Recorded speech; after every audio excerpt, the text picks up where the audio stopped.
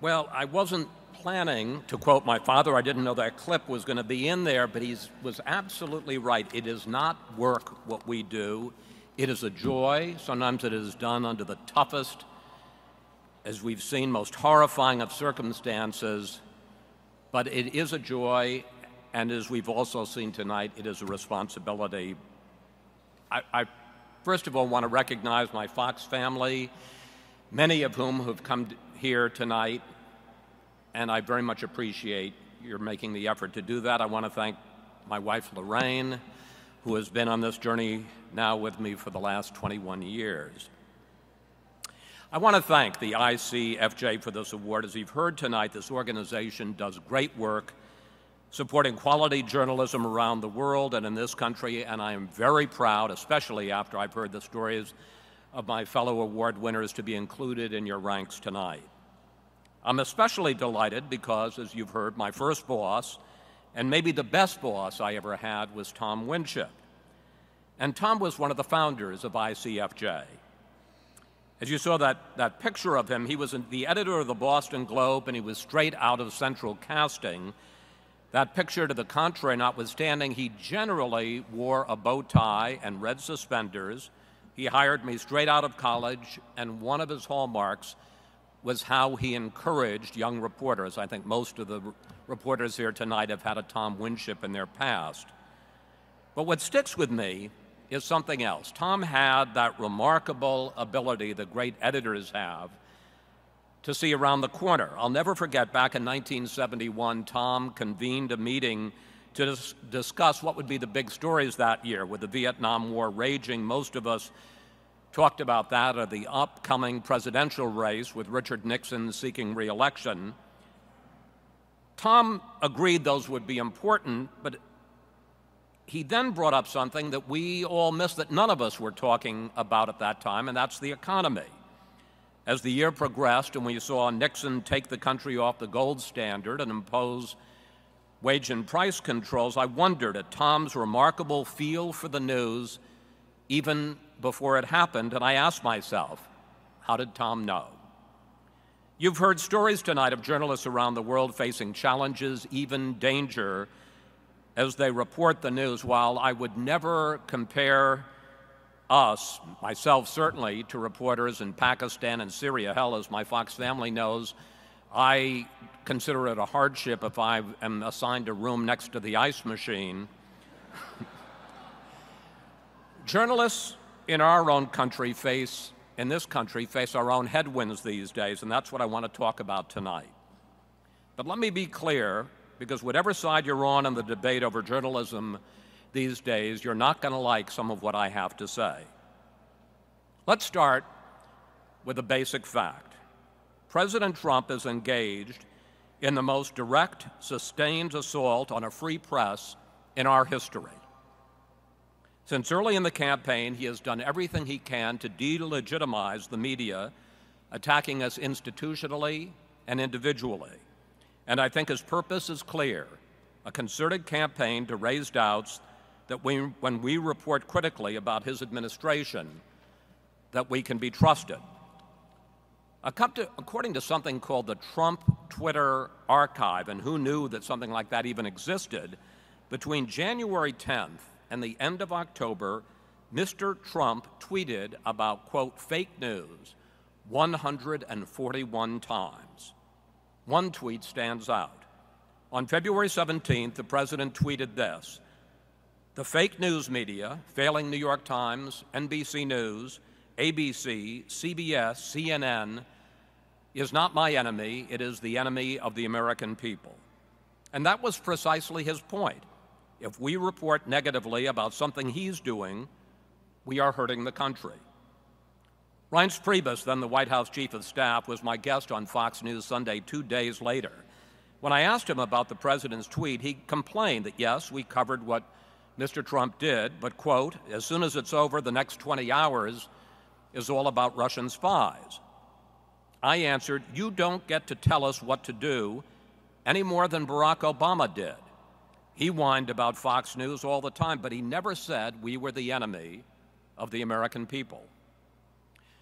But don't take it from me. Listen to Bill McRaven, a Navy SEAL for 37 years who was the head of all U.S. Special Forces, the man in charge of the missions that captured Saddam Hussein and that killed Osama bin Laden.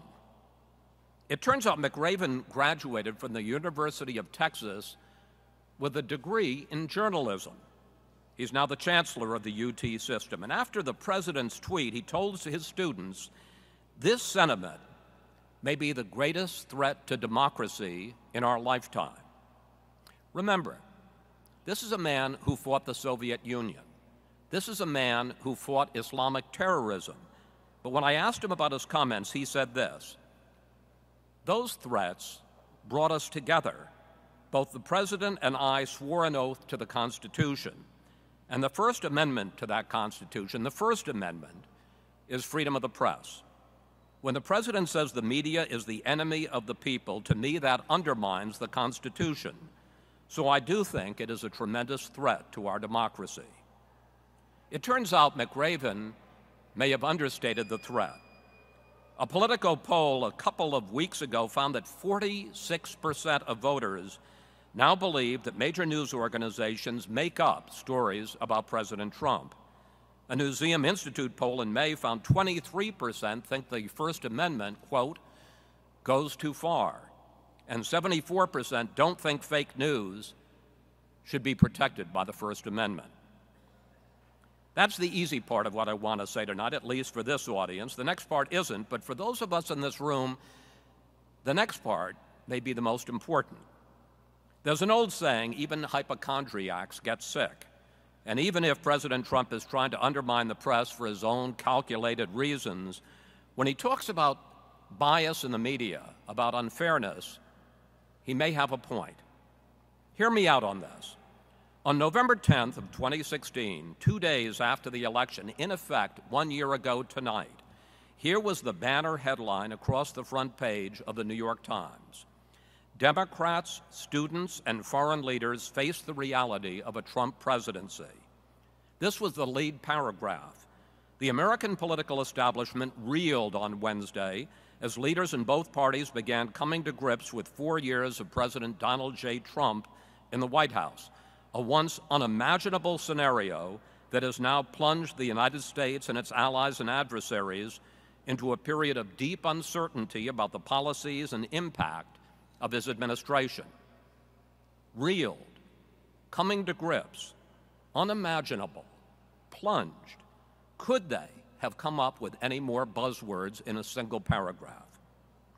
On February 16th, this was the lead on the CBS Evening News. "It has been a busy day for presidential statements divorced from reality." A week later, this was the lead: "The president's troubles today were not with the media, but with the facts."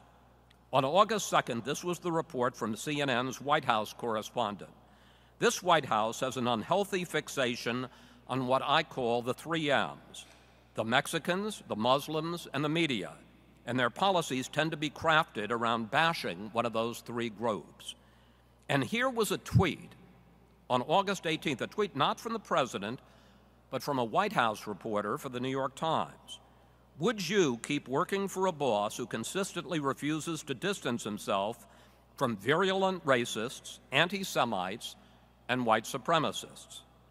Now, I'm sure that some of you are hear those remarks and think they're spot on.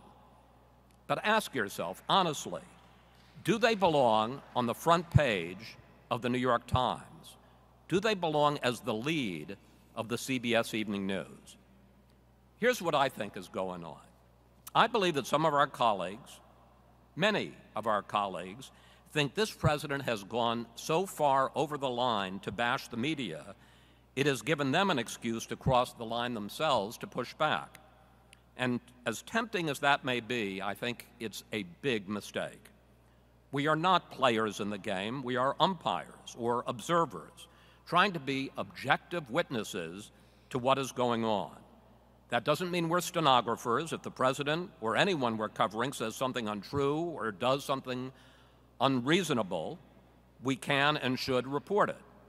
But we shouldn't be drawn into being players on the field trying to match the people we cover in invective. It's not our role. We're not as good at it as they are. and we're giving up our special place in our democracy. There's enough to report about this president that we don't need to offer opinions or put our thumb on the scale. Be as straight and accurate and dispassionate as we first learned to be as reporters, just the way Tom Winship taught me to do the job so many years ago.